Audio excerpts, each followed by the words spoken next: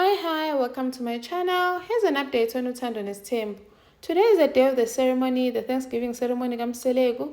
So uyahamba ke uMselegu enoMacele and the kids bayemsamo bayobikela amadlozi. But the other wives are not there. uMangwabe noMakhumalo noMayeni, they're not there. And uMacele, she's surprised because uMayeni is in the yard, but she didn't come to ukuthi bayemsamo bayoshisa impepho.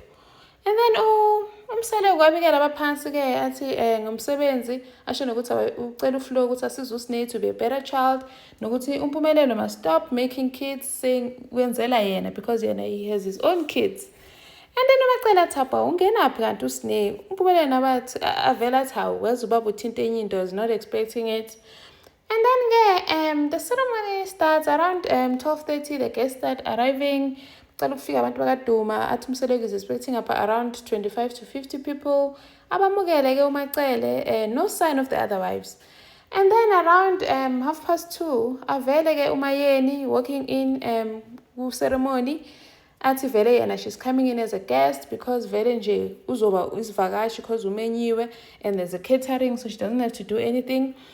And then nje athi around 3:20 afika uMakhumalo engena noMpilo. And then around 3 kufike ke uMangwabe naye ngena athi uMselegu, we need to be honest and address the disrespect for my wives. They cannot come so late after ama guests afikile. It's disrespectful. And then bamangale ke amakhosikazi ukuthi hawu uMselegu in a red suit, like this is a first shot lo msebenzi userious ngempela. And then I will come ama guests ke uMselegu asho ukuthi ceremony it's a Thanksgiving ceremony. They must abajabule, they must have fun. And he also says okay, they know his wives bonke laba balana, the 4 of them, but then there's one that they do not know. So you'd like them ukuthi bahambe baye ngaphandle emagcekeni bayomeetha lo we number 5 ebangamazi because uyazi ukuthi bethe uzomthula and they're there to see her, but just to make sure ukuthi he doesn't cause trouble, he will not be bringing number 5 in the yard anymore because uzodala inkinga. So uzocela ukuthi baphume bahambe bomeet number 5 outside the yard phandle kwamagceke kaMselegu.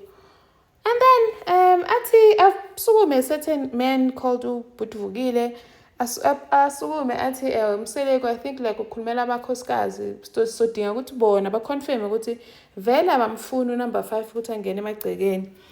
Athi uMselegu hayi bese bashilo nje ukuthi vele bazohamba, so for them to be here I want to honor them and respect them. Ngingamlethi lana hamba sambe sombona ngaphandle. Athi uvukile cha, we want to hear from them. We want one of them to stand up and say ukuthi vele abamfuni sizwe ngabo.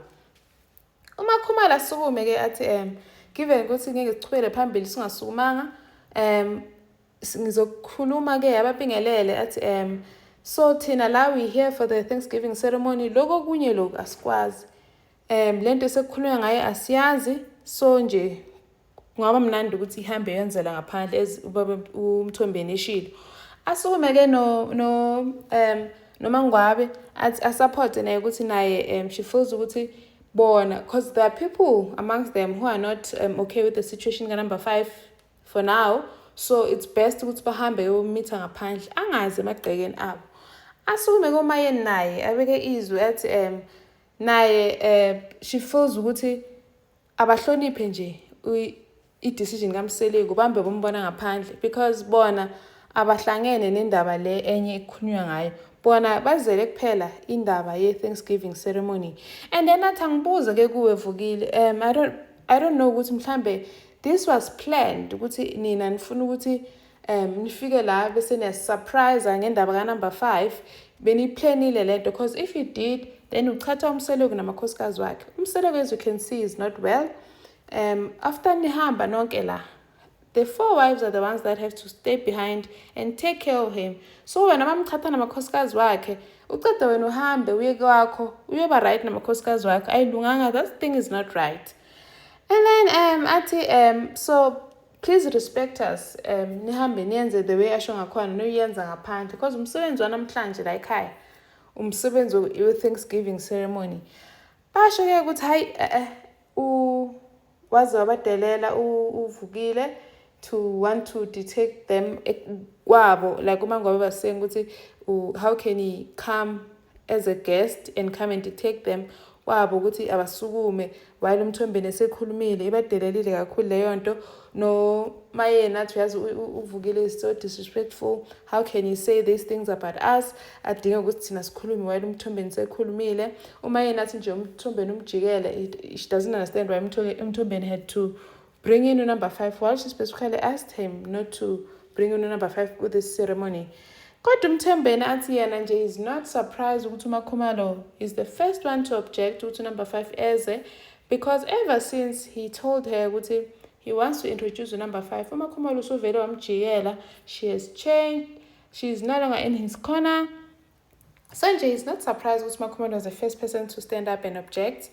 And then athi noMacele nayo uMacele she's surprised because uMthombeni umtshele ukuthi uMakhumalo is aware, she knows ukuthi uzoba introduce number 5 on that day. So for her to come up with that attitude, it was a shock to her.